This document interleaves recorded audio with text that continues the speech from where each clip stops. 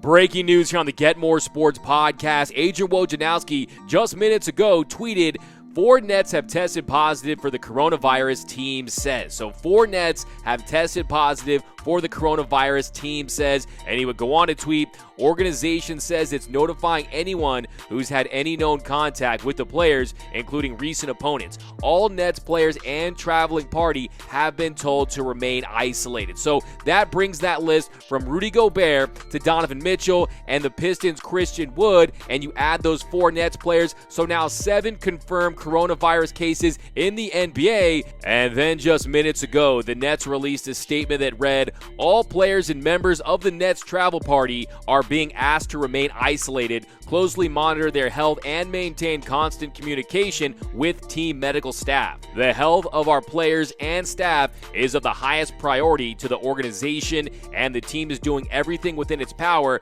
to ensure that those affected receive the best care possible. Now, the first thing I want to say is anytime you're reading this information online, be sure to check for that blue check, because there's a lot of fake accounts out there, a lot of fake Adrian Wojnarowski accounts, but this is in fact true. 4 Brooklyn Nets players have tested positive for coronavirus, and the breaking news right now, just seconds ago, they announced that Kevin Durant is one of the 4 Nets players that has been diagnosed with the coronavirus. So Kevin Durant, one of the 4 Nets players, has been diagnosed with the coronavirus. Shams Charania just tweeted, Kevin Durant tested positive for coronavirus, Durant tells The Athletic. Durant says he's feeling fine. Everyone be careful, take care of yourself, and quarantine. We are going to get through this. Now, the producer of this show, Real FRG, he was quick to point out on Twitter that the last team the Lakers played was the Brooklyn Nets, and that took place a week ago on March 10th. So the Lakers, they're probably getting tested right now. The more players that test positive for coronavirus, you have to believe, the further that pushes the season back. So right now they're talking about a July and August playoffs and NBA Finals,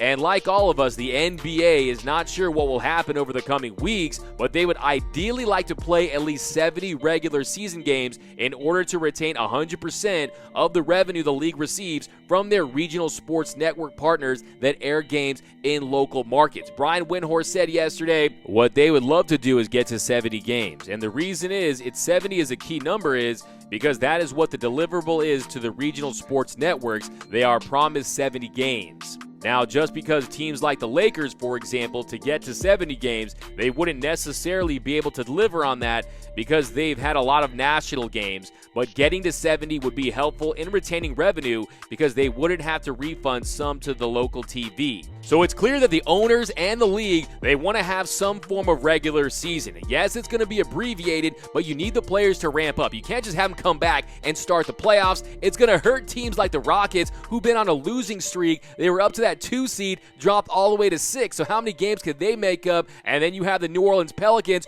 who had that light schedule towards the back end of their schedule. Looks like they're not going to be able to make a playoff push now. Now, to me, I think the first thing you have to do is make it a 5-game series. A 5-game series in the first round like it used to be, I think it'd be much more exciting. I think you would reduce the playoffs because, look, you can't stretch this thing all the way into deep August. One, you're going to go against college football. You're going to go against the start of the NFL, and then also you step all over baseball season. I know that's not their concern, but if you're the NBA, I think it should be a first-round 5-game series anyway. I think that'd be much more exciting. If you look at it, you don't have very many upsets in that first round to begin with, so I like to see them to transition to that full time, and then after that, I think you move to a 2-3-2 format. A 2-3-2 format like it used to be in the NBA Finals. That way you can eliminate some of that travel. And now it's being reported that the NBA is willing to entertain test of Christmas to August season. So now they're considering starting their season on Christmas Day. Atlanta Hawks CEO Steve Koonin recently proposed starting and ending the NBA season 2 months than they currently do in order to avoid football. Due to the NBA suspending the 19-20 season because of the COVID-19, the league may be forced to adopt that idea.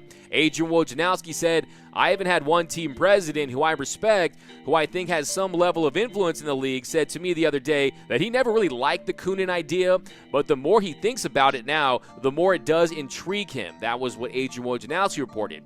So to me, that's very interesting because, look, yes, it would come out of necessity because of the coronavirus, but the league has been looking into this for years now. I think the league ultimately will entertain this idea because, hey, you want to avoid football at all costs. Football is king in the United States, so if you avoid that, you start it on Christmas Day. It could be that it's already a tradition as it is, but to have opening day on Christmas Day with all those marquee matchups, to me, I think that's a move the NBA should seriously consider permanently because, hey, no matter what happens this year, if they do resume play, the following season will get pushed back no matter what. And yes, that will change the entire NBA schedule. The draft will be pushed back. The summer league will be the fall league. Will it still be in Las Vegas? But if you look at this layout, this is how the schedule would look. Mid-June will be the start of the playoffs. Early August, the NBA Finals. The end of August will be the draft. September 1st, the start of free agency. September 10th, summer fall league. And then December 10th, training camps would open up. December 25th, the regular season opens up. And then mid-June, the NBA season ends. So this could have a lasting effect on the NBA, and it could be for the better. So there's not going to be a lot of positives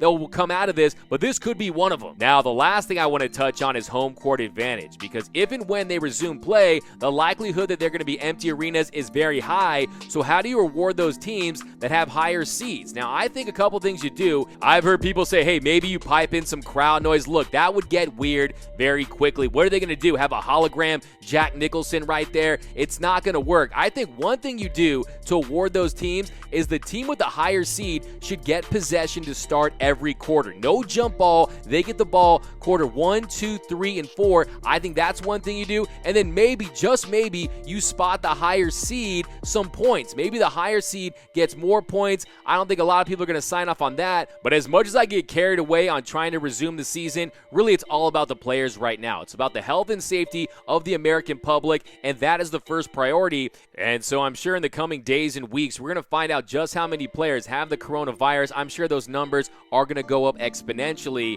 and we're going to find out what that means as far as the season goes. Look, I know ball is life, but we can't ball until we take care of our lives. Thanks for watching the Get More Sports YouTube channel. My name is Doug McCain. You can follow me at DMac_LA. And for all the hottest sports content in the game, be sure to hit that subscribe button, hit that notification button, and most importantly, give me all your takes right down below in the comments section. I want all your takes right down below in the comments section. And for all the hottest and latest sports news, head over to GetMoreSports.com.